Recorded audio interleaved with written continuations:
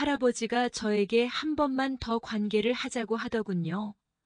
그래서 그건 곤란하다며 저번에도 제 의지와는 상관없이 일어난 일이라고 하니까 자기가 늙었지만 그래도 알 건 다 알고 무엇보다 여자 마음 다 알 수 있다며 자기를 좋아하는 거 모를 줄 아냐고 말을 하지 뭐해요.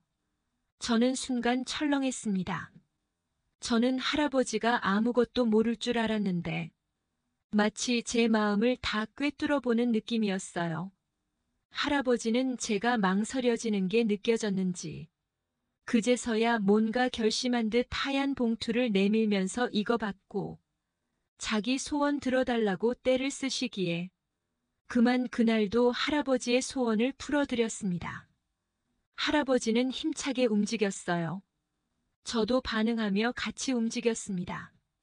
할아버지는 만족해 하셨어요. 그리고 저도 만족하고 좋았습니다. 안녕하세요. 오늘의 사연을 시작하겠습니다. 시간이 참 빨리도 흘러가네요. 젊음도 한때고 세월도 참 빨리도 흘러갑니다. 사람도 세월처럼 언젠가는 다 늙어가겠죠. 저는 어려서부터 늙는 걸 동경해 왔습니다. 어떻게 보면 웃긴 말일 수도 있고 어떻게 보면 이해하기 어려운 말일 수도 있는데 솔직히 말하면 저는 20대 때 제 첫사랑을 시작으로 제가 사랑했던 사람들의 나이가 무려 50이 넘은 사람들이었습니다. 그 젊은 나이에도 나이가 많은 사람들을 이성적으로 좋아하게 되었어요. 왠지 나이 많은 중년 아저씨들이 더 자상한 사랑을 저에게 주었습니다. 그러다가 어느덧 이제 저도 또한 중년이 된 50대 초반이 되니까 이제는 제 나이 또래의 중년이 아닌 나이가 지긋하신 70이 넘으신 어르신들이 더 좋더라고요. 그렇다고 제가 뭘 어떻게 하겠다는 건 아니에요. 지금 이 순간에도 그냥 동경하는 마음뿐이죠. 나이가 지긋하신 할아버지 분들을 너무나 좋아하는 마음이 크거든요. 이유가 뭐냐고 제게 묻는다면 이유는 없어요. 누가 누굴 좋아하는 게 이유가 있나요? 굳이 말하라면 늙어서 좋아하는 것 같아요. 왜 늙었는데 좋아하냐면 그건 또 이유를 못 대겠네요. 그냥 제가 그런 사람들을 좋아하니까 그런가 보죠. 그래도 할아버지들이 좋은 이유를 말하자면 우선은 얼굴이 인자하고 편안해 보이는 그 느낌이 좋다고 할까요? 가는 세월과 풍파 때문에 얼굴에 주름이 가득하고 흰머리가 많아졌고 몸이 구부정한 그 모습마저도 저는 너무나 사랑스럽게 느껴지더라고요. 그런 제가 할아버지들에게 할 수 있는 건 오로지 봉사활동뿐이었습니다. 저에게는 남편도 있고 아들도 있어요. 그렇기에 제가 할아버지들을 위해서 할 수 있는 건 언제나 살림살이 도와주는 봉사뿐이었죠. 제가 늘 찾아가는 독거노인 한 분이 계셨어요. 단칸방에 혼자 계시는 분이었죠. 그분을 봉사하러 가는 게 제겐 삶의 낙이랍니다.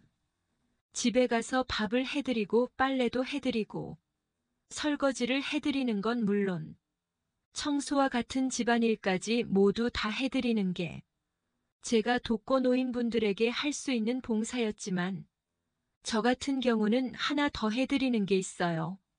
그건 바로 쌓인 것을 시원하게 풀어드리는 거랍니다.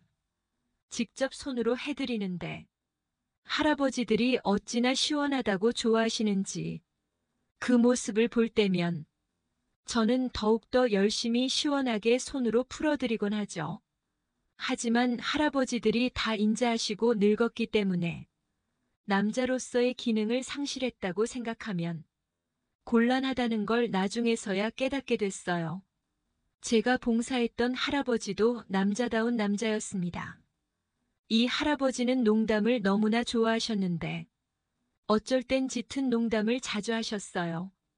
제게 늘 보기 좋다고 말을 했고 남편이 정말 좋아하겠다는 말을 하면서 저를 쥐락펴락하시는 것 같았어요. 그리고는 언제나 자신 곁에 있어 줄 거냐고 말을 하곤 했었어요. 그래서 저는 걱정 마시라고 제가 하는 게 이 일인데 당연히 곁에 있어 드린다고 했더니 할아버지가 갑자기 제 두 손을 꼭 잡으시고 고맙다고 하시더라고요. 그러시면서 제게 늘 하고 싶었던 말이 있었는데 언제나 망설여져서 하지 못했다고 하며 자기가 말을 건네면 들어줄 수 있냐고 말을 했습니다. 그래서 그게 뭔데 그러시냐고 하니까 갑자기 제게 흰 봉투를 하나 내밀면서 이거 받으라고 하셨어요. 받아보니까 1,000원짜리, 5,000원짜리 등등 꾸깃꾸깃한 지폐가 들어있는 봉투였습니다. 5만 원 정도 지폐가 들어있는 봉투를 제게 내밀면서 정말 곤란하단 거 알지만서도 하며 말을 꺼내는데 한 번만 저와 관계를 하자고 했어요. 그 말을 들으니 정말 난감했습니다. 그렇다고 할아버지에게 안 된다고 말하기도 그렇고 연로하신 분이 얼마나 힘이 좋으면 좋겠어요. 그러면서 저는 할아버지를 받아들이며 소원을 들어주었어요. 할아버지는 정말 고맙다며 소원을 풀기 시작했습니다. 그런데 웬걸 이 할아버지 알고 보니 힘이 장사더라고요. 할아버지의 물건은 정말 크고 딱딱하며 힘이 정말 좋았어요. 저는 할아버지와 하면서 저도 모르게 할아버지에게 빨려들었습니다. 그리고 최근에 알았던 건데 젊은 시절에 유도를 배우셨다고 하지 뭐예요. 그래서 그런가 뭔가 저를 제압하는 게 세하다고 해야 하나. 아무튼 그런 느낌을 받게 되었답니다. 그 일이 있고 할아버지 집에 다시 봉사하러 가기가 난감했어요. 어쨌든 난감한 건 사실이니까요. 그렇다고 제가 할아버지가 건넨 봉투를 받았냐고요? 그것 또한 아니거든요. 저는 봉사하러 가는 주부이다 보니 집안일이나 도울 뿐이지 돈을 받고 그런 일을 하는 게 아니니까요. 그렇게 생각하며 집에 있던 어느 날 자꾸만 그 할아버지 생각이 나는 거예요. 왠지 걱정도 되고 언제든 같이 있어 달라고 했는데 벌써 일주일 넘게 찾아가지 못했거든요. 그래서 혹시나 하는 마음에 집에 찾아갔는데 글쎄 할아버지가 누워 계시지 않겠어요. 시름시름 앓으면서 말이에요. 저는 놀라 대체 왜 누워 계시냐고 하니까 아프다고 하시는 거예요. 어디가 아프시냐고 하니까 상사병에 걸렸다면서. 왜? 일주일 동안 안 보였냐? 자기 가는 꼴 보고 싶냐고 말하지 뭐예요. 그 말을 들으니 또 마음이 약해졌어요. 그래서 그날도 할아버지와 뜨거운 관계를 했어요. 할아버지는 제가 함께 하니까 그래도 기운이 나셨는지 금방 회복을 하셨어요. 그렇지만 사실 전 할아버지에게 드릴 말씀이 있었거든요. 그건 바로 오늘이 독거노인인 할아버지에게 봉사하러 가는 마지막 날이라는 말을 해야만 했습니다. 왜냐면 남편이 제가 독거노인 분들에게 봉사하는 걸 극도로 싫어했거든요. 그런 남편과 자식들을 생각하니 제가 하고 싶다고 해서 다 할 수 있는 건 아니었답니다. 그리하여 저는 할아버지에게 찾아뵙는 게 오늘이 마지막이 될 것 같다고 하니까 할아버지가 등을 돌리며 누워만 계시더라고요. 저는 할아버지에게 죄송하다며 더 좋은 봉사자가 올 것이라고 하니까 그래봤자 다 필요 없다며 제가 꼭 곁에 있어야 한다고 했어요.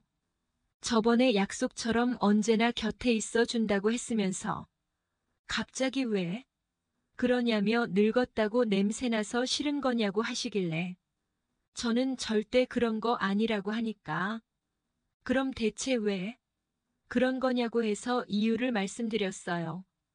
그랬더니 할아버지도 그제서야 수긍을 하시면서 그럼 오늘이 마지막이 될 테니 자기가 원하는 걸 꼭 들어달라고 하셨어요. 그래서 그게 뭐냐고 물어보니까 글쎄 어차피 마지막인데 어떠냐며 죽은 사람 소원도 들어준다는데 살아있는 사람 소원은 더 들어줄 수 있는 거 아니냐며 소원을 들어달라고 했어요. 저는 그럼 다른 걸 말씀하시라고 하니까 할아버지는 정말 이게 자기 마지막 소원이라며 사실은 요 며칠 전 사자가 다녀갔다면서 언제 갈지 모른다고 하더군요. 괜히 자기 떠나면 후회하지 말고 효도 한 번 더 한다 치고 이 주책 맞은 늙은 노인네. 소원 한 번만 들어달라고 자꾸만 떼를 썼답니다. 그래서 전 그건 곤란하다며 저번에도 제 의지와는 상관없이 일어난 일이라고 하니까 자기가 늙었지만 그래도 알 건 다 알고 무엇보다 여자 마음 다 알 수 있다며 자기를 좋아하는 거 모를 줄 아냐고 말을 하지 뭐해요. 순간 저는 철렁했습니다.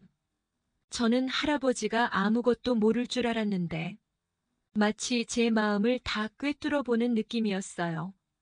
할아버지는 제가 망설여지는 게 느껴졌는지 그제서야 뭔가 결심한 듯 다시 또 하얀 봉투를 내밀면서 이거 받고 자기 소원 들어달라고 떼를 쓰시기에 그만 그날도 할아버지를 받아들이며 소원을 풀어드렸습니다.